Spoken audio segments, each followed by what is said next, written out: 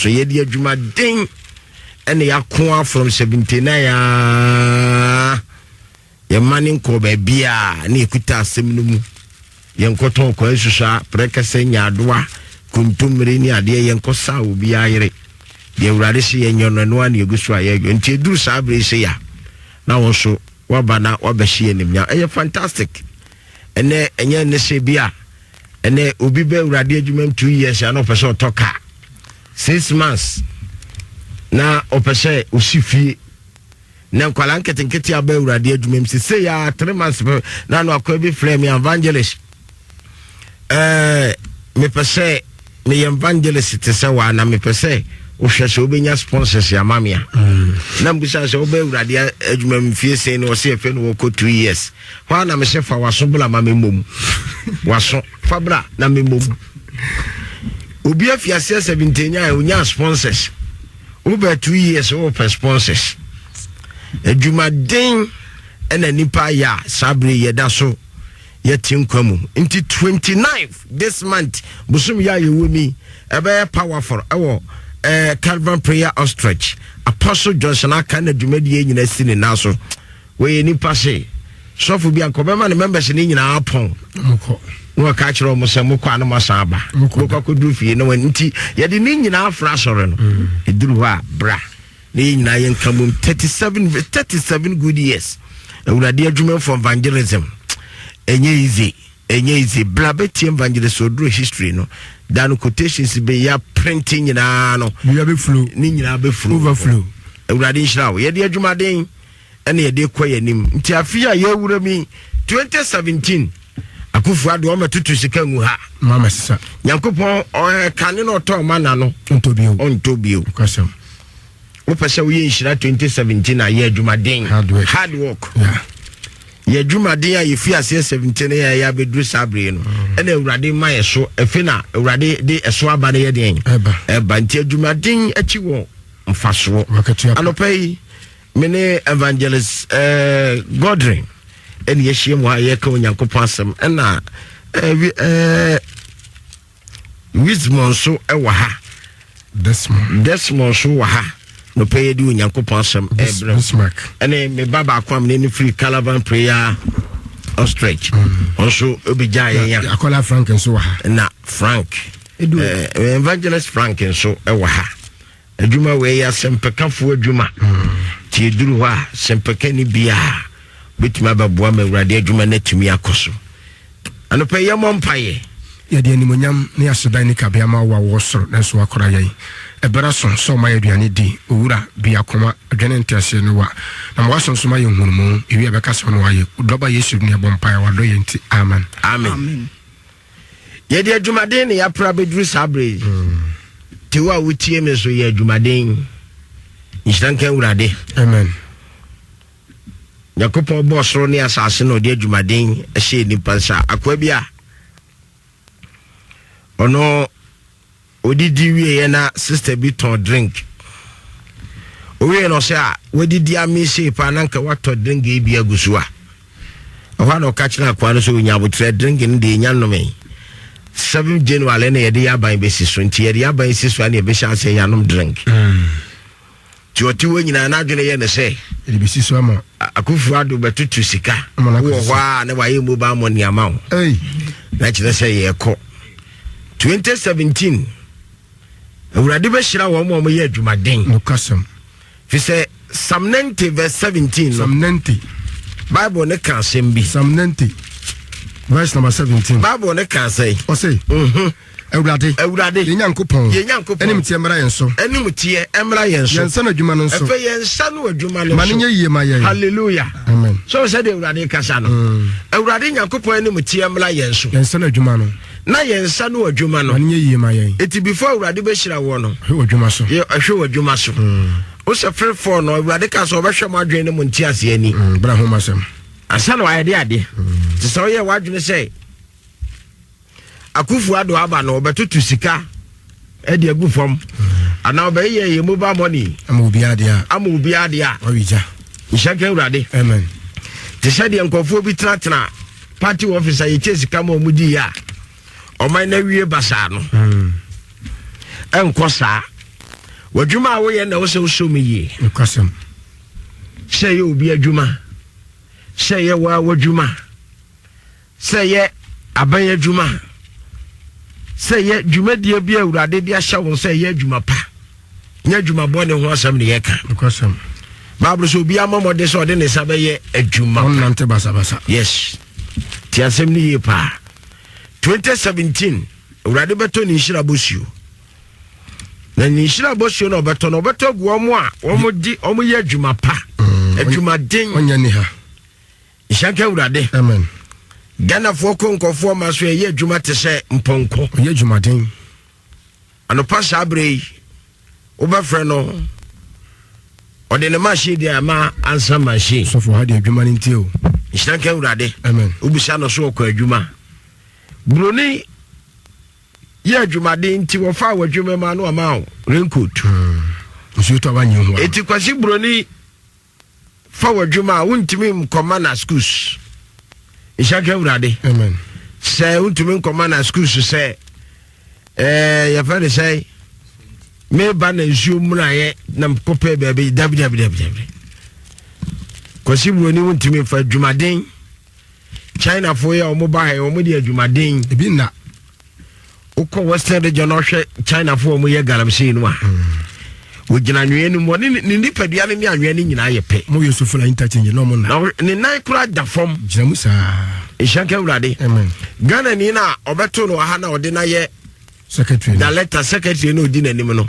Obekono no waje neutralist no wabọ ho. Wa space. No waje space. Na waje shirt no wabọ shirt no ho. Wa fiangan no him fiangan no kuta pen no gina pick up no. Na wa de pen book no de ato pick up no so no twetwe. Na channel ni gina nwa no so. Eni abri ye pa. Ishanka urade. Amen. Jama broni de ne semia boto no tuma ese o de span asum. Omo de adwumaden na ye omo man. Afia ye wura mi ya fefo from o man Ghana. Position biala urade di obiala gina ye adwuma pa. We ye nurse ni akọ adwuma so ntem. Nurse ni ko adwuma so ntem. Nurse ni awo ye adwuma ko Confirmation Hospital. Woti ya wo maso 8:30 woti ka mu wotek. Ti asem ni ye pa. Police ni ayi use ko he bank so awo dwoso. 8 o'clock woti ka mu ka jetia. Teacher ni chira de o mankran so. Ishaka urade. Amen. 10 o'clock no ti ka mu so fulai. Yudi go suro. So for what da che. Mompa man so le mai. O mompa ye wudi didodo. Aya ye fast and kakra. Ishaka urade. Amen. We ya kwadworo dodo. So for ya kwadworo mplapla enem plapla won so for nko na aba. Ye mpese ye nan beka ye nsa beka. Ishaka urade. Amen. Eni ya to nso ya to anonto ya to. Nye dwumaden hard work. So for bu okra hihye all night e obedura so dem okra na ekobo wai. Wada wo fia. So for bi kasa 30 minutes a week. Ishanka urade. Amen. Communion ko ube hunu wo program asia communion anya we dia na anaso se bosom ni wu a kofini ama bosom ya hyase no anaso se sikani bi pa waso no mawu ni funase ena behu sa asofo no bobbo ma sankase ehwili ngusia kese enen Solomon kitinkete no wo mu wu a ye wasofo wo mu ye wo mu yie Ishanka urade. Amen. And we hear it as well them no wa eda for na ye. Secretary for no. Ishanka urade. Amen. Wo mo music papa na 100 million for mra. Na wa ba no wu a. Obone color. Right Reverend Bishop Nankasa. Da no bo hu na tade etwi from ta. Tiniye pa. Urade ose urade ye nsa no adwuma no. Ye mayan no ani mitima. Psalm 104 verse 23. Tie de Chironsam ne kan was Psalm 104 verse 23. Chironsam ne kan sembi. Tie ne ye. Psalm 104. Urade betumi ahira o my Ghana jiso o my Ghana ye adwuma de 2017. Papa drop am fa wadwuma ni agro. Yes, serious. Someone who for. Uko your family say, Quadro A1. I go bet me a da nanka about 10. No champa mukobon on so na Quadro A1. Now no me free Roman Hill or me flat crowd Roman Hill. Bear 645 more mission Roman Hill. I'm going to say, Quadro A1 na wish sunny flash. I'm say, hey, Papa is our bed, you munkem. In Shanka, amen. Tieni papa. Adwuma den enku nimpa because nemom ehire nimpa so we hard work oya da letter na so de adwuma no na so we lazy adwuma no ye be wia wo e be basa begu da letter bu ho awko na so gina adwuma no wo ya wo work na kro bi nkyere o say ho ye adwuma wo fama okuta shavel do concrete da ho bi da ena Ghana yehu se adwuma mu panyini ba na yeyire yeho ye adwuma adwuma mu panyini ba ene yeyire ho ye de ko office ko hwe 10 o'clock na ye fane say ni table kakra 10 o'clock ni table kakra wato daily graphic Kotoko Express House of Folk newspaper Ebony people sini na aso ko radio okoye ko wankra tem pensemu radio station ni wa biem na okai papers dalata ti abeya dwumam electricity office akwadworo enshanka urade amen tumi ko electricity for tumi ko bomita 1 year 6 months 8 months no mun si won for lad bill nkoi na boaboa no saa efe baba ko esi 50 million na koye ka na abeka bill ne so efo ko ani ya spread amount busum bia wo betua na wo di 2.5 account na ya spread efe nipa no betua busum de na eba no beka wa efe de na aginsem e ka electricity for ama na kaka munye kaketwa akwadworo honhom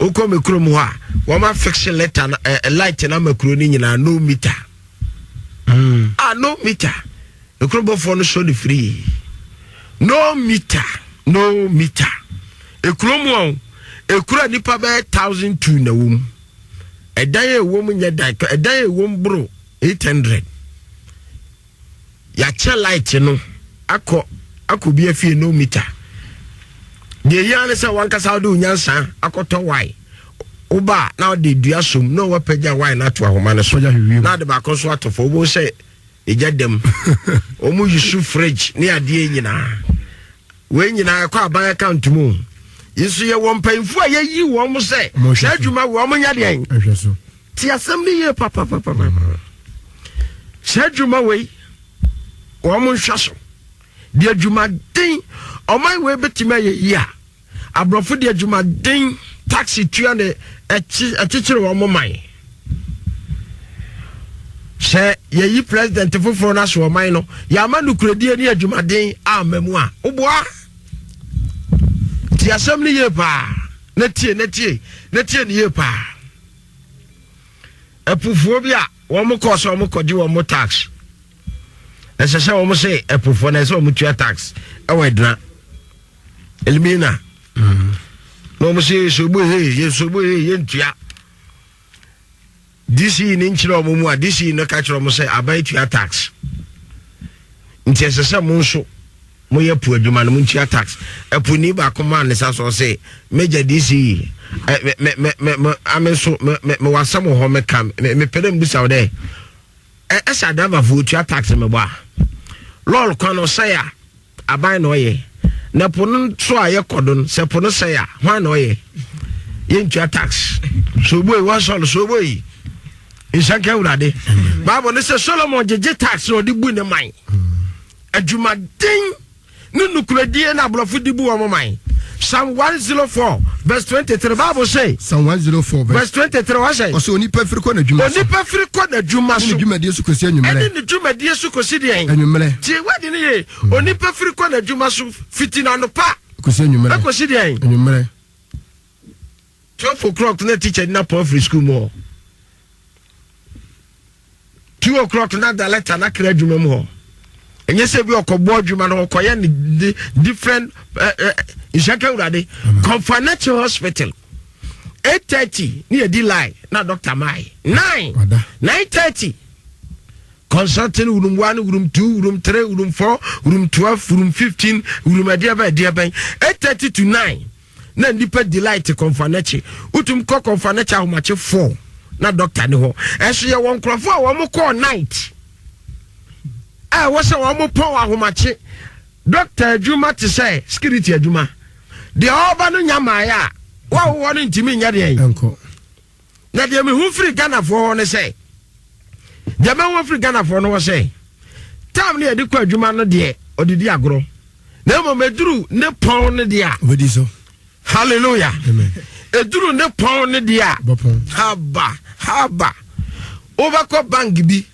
8:30 na wo se o mu bie na nkofo koji wo mu sika no 8:30 no na afi na o mo hye bank ni inside ho ye shila o asafo yehowa o ye kro na customers na titi akire ho na bufu shampoo wo mu ne se wasa pie wie no afi na o de left and dey to cap mbehwe milk yagu ho a wan sususu amana anya hot and wo twa no light na wugira ho no wasa fa mobile phone wo fie hello enkwala no ko school and ya driver no ba ka kire no na on fa car no connect condition no on ko yo wi no aka cho se we dem ye sorry why 2017 Adwumaden hallelujah amen see a person Ghana ya Ghana adwumaden hard work tienie papa adwumaden asolbi to me ma me program okumase na me sa wo baako me wa no pa de won kran na mo baako de numero su okumase so for no busa me se na metumi aye metumi preach ahomache na ma ponten 9:30 to 10 no masako faka straight to nkran no makoya no pa program ye pon 12 no masan faka sansan until say program ni nyina be kwa wieye ishaka urade abrafo de adwumaden na chechire wo moman she wadwene ya so akufu ado batutu sika she nipa botuma listen well ye adwumaden adwuma ye de ahya wonsa Bewura commercial bank teller 1 teller 2 teller 3 teller 4 teller 5 teller 6 over ko teller 2 teller 3 teller 1 kwa na nipa shim teller ni nyina gu ho kwa a nipa ni mu de ode ni sika akoto wa delay de wo koya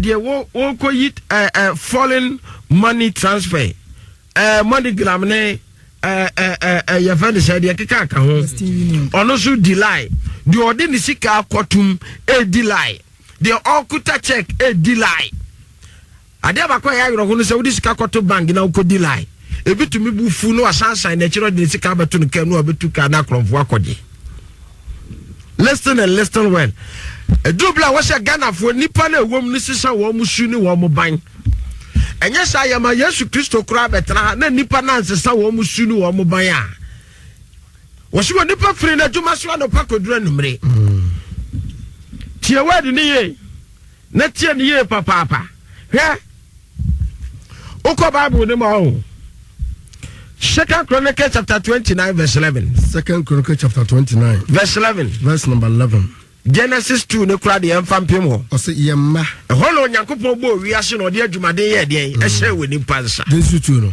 Genesis 2 no 15 to 17 Genesis chapter 2 verse number 15 to 17 na ba Nyankopon de onipa kodua ekodua Awurade de onipa kodua edi ntrom se ono se onipa no no me ho na onwen ho ba Nyankopon hye onipa se na Awurade hye onipa ne se tro mo anua nyina tro mo adua ba nyina dibi na papa nim de bo ne na papa ne bo ne ho nim de adua ne de eni eti asase no na Awurade de adwumaden hye onipa nso hye onipa nya hard work otutu aso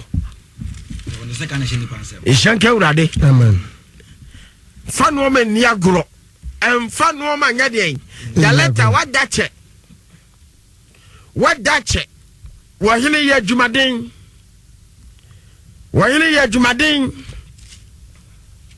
obia nya adwumaden famu o man Ghana abrofo de adwumaden na chichire o man lezi ne doso akwadro ne doso ko bi ma so ofria no sia koye 2 hours koye 1 hour koye 5 hours onya ba Ghana na e di bia hye ne nsem a no o kai newspaper obi free so adwuma 17 hours Ishake urade hours Israel 17 hours. Our Ghana had a electricity company ma. Oboko ko bomita. 5 months no see hon kwaje lad bill. Na boa no champagne. Bible ne kan say mo 2 Chronicles chapter 29 verse 11. 2 Chronicles chapter 29. Bible ne kan say mo. O say yemma. Ya o say yemma. Afei. Munya ni ha. What the Bible ne kan? Ghana ni sori na nsuo mu na no watwe ne mu. Ene we dey pa de hu yema. Fufu. Ka unya fufu pa na se unya nkontomre bi guso a. Anko wada.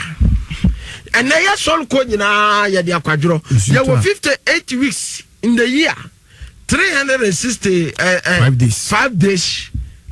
12 months in the year. So 58 weeks, you know. Obi kwa so Sunday or kwa so meminda. The whole year ni nyina woti Kumasi ya. Kwasiada nyina atu no Kumasi ya. Na so 58 weeks, you know. Obi sande se musa na de kwa so ya 20 wonya. Ma ba ko ba so le the whole year nyina. Wakwa so tupe. Na so ka se wakwa so tu na urade hirehira ne ma. Urade wo hira wo mo ye adwumaden. Abraham ye odefo nya no nyina. Abraham no hard work o. No adwuma. Ye adwumaden. So yemma. O se yemma. Afi munya ni ha. Munya ni ha. Na mo na urade ayi mo. Na mo na urade ayi mo. Se munyina nanim nso. Se munyina nanim nya de en. Nso. O se me ma munya ni ha. Shafu don't be lazy. Shafu me nya akwadro. Uta dodo. Mame rest no edoso. So bompa. Mame nye ma home ne doso. Da bay na wajira we na so abompa ye wa na wasofo a wutie me. Wa ya akwadro aduane ne doso dodo. Awurade se nkasa nkyero. Ye adwuma den.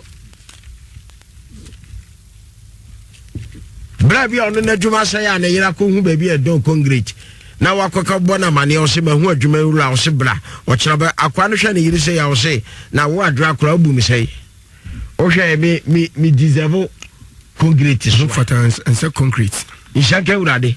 Onu deserve concrete so. Office. Wo adwuma say adravedi akwadro kro ya na eje ne ka free ne nzamu. Ka wotwie no okoba kom yenu me yesa no de amaspe. No wada. Obekwa asafo nua na se obebi adam ne wo no. Flowers na se kwan no ho. No si dam no ho pepa. Pa onya duru baby aboshi no du kofodu na wapake car no watwe mobile phone hello kwaku be fa car no na kona me ho mfa me papa etika we na no be hia bia na car no kuta spare e ho no se ne wonye serious de ne ma menye car no mfa ma spare no cause driver na serious na driver JK hwie fe de driver na de nam sha akwa na kwaye no ho nkonkonsa aje ne ka onye no nkonkonsa akwadro Bible say me ma munya ni ha mu na urade ayi mu Ishake urade amen na woko Proverbs 18 verse 9 Proverbs 18 verse 9 so de oto na dwuma se no de ototo na dwuma se no o de saifo nu oya o de saifo nu ya no de ototo na dwuma se no o de saifo nu oya o de saifo de en nu ya no woko Proverbs 24 30 to 34 no a Bible ne se obi biala ototo na dwuma se no oya wale o de sayefo so de wadwuma edi agora onye nipa urade take you serious Ishake urade Yesu dia ajawiase Yesu dia bokono wagi ni nika na wagi t-shirt ko ya akra abrosan ne so wofru no osi wada no ho bookman force odi adwuma den ene de VIP aye VIP Japan num Ishake urade amen bibi biala wo de besi wani so no sa wo de determination ne hard work ka ho a ye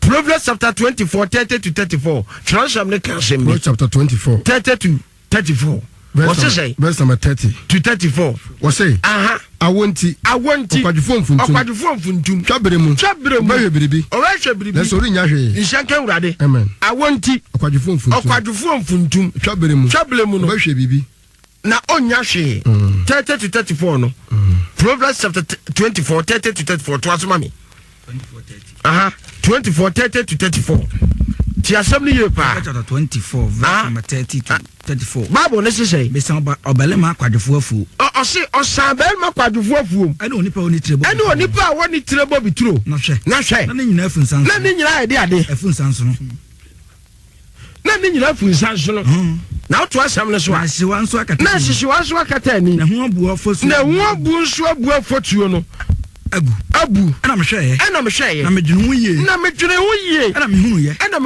me fa mu nyansa ana me fa mu de nyansa hallelujah amen na me ohu ye no fa mu nyansa ena kakra nkoto kakra 2017 Bible say me na bebre o da kakra na otongun hallelujah amen ye na fu sa o ya da che okwadwofo kontati anchen ena no anyumtofo no wo se okwadwofo kontati anchen hia na kwan okwadwofo konte o se Vasco ne nyum no adwum e gospel o se ebo na so dem nipa te no ho praises and worship ye di ni nyina mix wa so dem ho ya kwadworo ya hard work 2017 awurade be hira wo mo ye adwumaden eti wo se na me hwai na me dwene ho ye na me huni na me fa mu nyansa ena kakra inti sese no 2017 ena kakra entonko kakra ensa mepuma da kakra na wo pro sa so a ena pi wada kakra ena ohia nam so beba na se Bible se wuda pi a ede na beba ohia beba so odwa wuda pi a ena ede na beba ohia beba so abai bia no ho di sika be hye ni pansem no kora pa e mo kuta adwuma na so hwe ni ye na abai na economy na oba create ne kakra no eboawo eno abeboawo amba sika tumi aba obutom abai na beboawo mo atuma ye abai na beboawo mo atuma ye adwumaden gade ye lazy ishaka urade jana madafu joli wis posuka farm sana metwema ne say sable wadu na dwuma mu da ko ye dwum ishaka urade na wosu a wutie mi so e teacher ni a wutie mi nurse ni a wutie mi anopa urade se mi nka sanchrew ye adwumaden sa si asem ni ye papa so my Ghana betumi akona ni magise mu nipa ye adwumaden isa adwumaden be hard work adwumaden o se me ba ma mu nya ni ha na mo ni ha ishaka urade amen na mo ani hia what the Bible kai o se me ma mu nya ni ha na mo ani hia enkonto kakra ena kakra na woda pia ehia no beto